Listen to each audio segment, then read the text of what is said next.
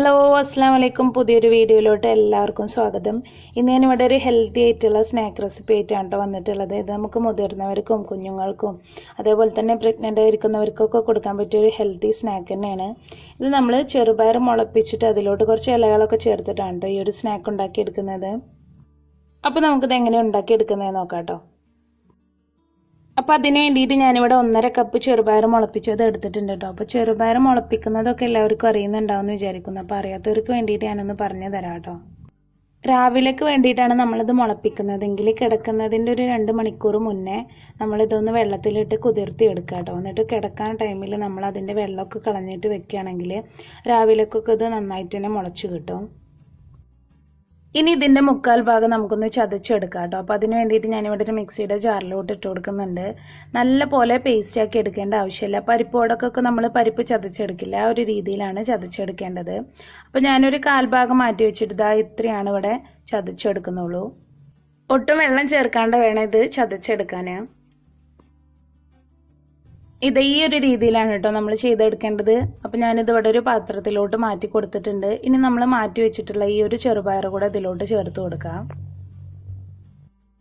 ഇതിനൊരു സൈഡിലോട്ട് മാറ്റി വെച്ചതിന് ശേഷം ബാക്കി ചേരുവകൾ എന്തൊക്കെയാണ് വേണ്ടത് നോക്കാം. അപ്പോൾ ഞാനിവിടെ ഒരു ചെറിയ പീസ് ഇഞ്ചി എടുത്തിട്ടുണ്ട് കേട്ടോ. അതാ ഈ ഒരു വലുപ്പത്തിലാണ് എടുത്തിട്ടുള്ളത്. പിന്നെ വീട്ടിൽ തന്നെ ഉണ്ടായിട്ടുള്ള കുറച്ച് ചീര എടുത്തിട്ടുണ്ട്. ഏത് കളർ ചീരയായാലും കുഴപ്പമില്ല കേട്ടോ. പിന്നെ കുറച്ച് കറിവേപ്പില എടുത്തിട്ടുണ്ട്. പിന്നെ പച്ചമുളകിന് പകരം ചീനമുളകാണ് എടുത്തിട്ടുള്ളത്. അപ്പോൾ വീട്ടിലുണ്ടായതോട്ട് എടുത്തു എന്നേ ഉള്ളൂ. നിങ്ങളുടെ കയ്യിൽ പച്ചമുളകാണെങ്കിൽ അത് ചേർത്ത് കൊടുത്താൽ മതി. പിന്നെ ഒരു 1.5 പിടിയോളം മുരിങ്ങയില കൂടെ എടുത്തിട്ടുണ്ട്.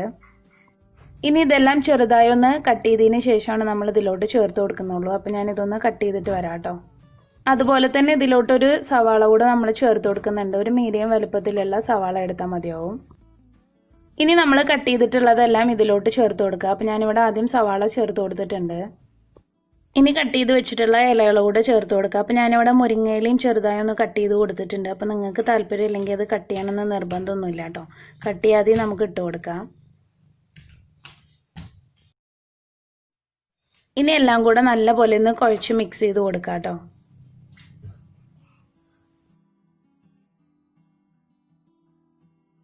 ഇതിവിടെ നല്ല പോലെ തന്നെ ഞാൻ കുഴച്ചെടുത്തിട്ടുണ്ട്. ഇനി ഇതിലോട്ട് കുറച്ച് പൊടികൾ ചേർത്ത് കൊടുക്കാം. അപ്പോൾ ഞാനിവിടെ ഒരു 1/2 ടീസ്പൂണോളം കായപ്പൊടി ചേർത്ത് കൊടുക്കുന്നുണ്ട്.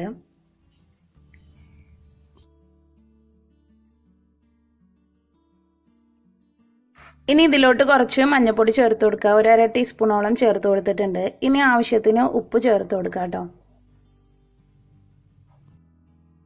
ഈ മാവ് നിങ്ങൾക്ക് ലൂസായിട്ട് തോന്നുന്നുണ്ടെങ്കിൽ ഇതിലോട്ടൊന്ന് ടൈറ്റ് ആക്കാൻ വേണ്ടിയിട്ട് അമൃതം പൊടി ഉണ്ടല്ലോ കുട്ടികൾക്ക് അങ്കലവാടിയിൽ നിന്ന് കിട്ടുന്നത്, അത് ചേർത്ത് കൊടുക്കുക കേട്ടോ.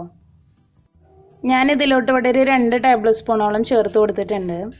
ഇനി അമൃതം പൊടി ഇല്ലെങ്കിൽ ഗർഭിണികൾക്കൊക്കെ അങ്കലവാടിയിൽ നിന്ന് കിട്ടുന്ന ഒരു പൊടി ഉണ്ടല്ലോ, അത് ചേർത്ത് കൊടുത്താലും മതി കേട്ടോ. ഇതും കൂടെ കൂട്ടിയിട്ട് നല്ല പോലെ ഒന്ന് കുഴച്ചെടുക്കാം കേട്ടോ. അപ്പം ഞാനിതിവിടെ നല്ല പോലെ തന്നെ കുഴച്ചെടുത്തിട്ടുണ്ട്. ഇനി നമുക്കിതൊന്ന് ഫ്രൈ ചെയ്തെടുക്കാം. ഫ്രൈ ചെയ്തെടുക്കാൻ വേണ്ടിയിട്ട് ഞാനിവിടെ ഓയിൽ വെച്ചിട്ടുണ്ട് കേട്ടോ. ഓയിൽ നല്ല പോലെ ഒന്ന് ചൂടായിട്ട് വരട്ടെ. ഓയിൽ ഇവിടെ നല്ല പോലെ തന്നെ ചൂടായി വന്നിട്ടുണ്ട്. ഇനി നമുക്ക് ഇതിലോട്ട് ഇഷ്ടമുള്ള ഷേപ്പിലാക്കിയിട്ട് ഇട്ട് കൊടുക്കാം. അപ്പം ഞാനിവിടെ ഈ ഒരു ഷേപ്പിലാണ് ഇട്ട് കൊടുക്കുന്നത്. നിങ്ങൾക്ക് വേണമെങ്കിൽ പരിപ്പ് വടയുടെ ഷേപ്പിലും ഉണ്ടാക്കിയെടുക്കാം കേട്ടോ. പിന്നെ നമുക്ക് ഇതിലോട്ട് ഇട്ട് കൊടുക്കാം. ഇതിനൊരു ബ്രൗൺ കളർ ആകുന്നത് വരെ നല്ലപോലെ ഒന്ന് ഫ്രൈ ചെയ്തെടുക്കാം കേട്ടോ. ഇതിവിടെ റെഡി ആയിട്ടുണ്ട്. ഇനി നമുക്കിത് ഓയിലിൽ നിന്ന് എടുത്ത് മാറ്റാം കേട്ടോ. കണ്ടോ, അപ്പം നല്ല പോലെ തന്നെ റെഡി ആയി വന്നിട്ടുണ്ട്. ഇനി ഇത് കോരി മാറ്റിയതിന് ശേഷം നമുക്കൊരു ടിഷ്യൂ പേപ്പറിലോട്ട് മാറ്റി കൊടുക്കുക. എക്സസ് ആയിട്ടുള്ള ഓയിൽ എന്തെങ്കിലും ഉണ്ടെങ്കിൽ അത് പോകാൻ വേണ്ടിയിട്ടാണ് കേട്ടോ നമ്മൾ ടിഷ്യൂ പേപ്പറിലോട്ട് മാറ്റി കൊടുക്കുന്നത്. ഇനി ഇതേപോലെ തന്നെ ബാക്കിയുള്ളതോടെ നമുക്ക് ഫ്രൈ ചെയ്തെടുക്കാം. അപ്പം ഞാനിവിടെ ഫുള്ളും ഫ്രൈ ചെയ്തെടുത്തിട്ടുണ്ട് കേട്ടോ. ഇനി ഞാൻ നിങ്ങൾക്കിതൊന്ന് കട്ട് ചെയ്ത് കാണിച്ചു തരാം.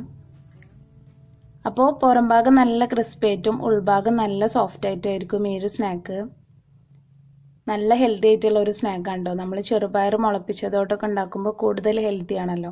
അപ്പോൾ നിങ്ങളെല്ലാവരും ഇതുപോലെ ഒന്ന് ഉണ്ടാക്കി നോക്കുക. പിന്നെ അത് മാത്രമല്ല, ഇലക്കറികളൊക്കെ കഴിക്കാത്ത കുഞ്ഞുങ്ങൾക്കൊക്കെ നമുക്കിതുപോലെ ഉണ്ടാക്കി കൊടുക്കാം കേട്ടോ.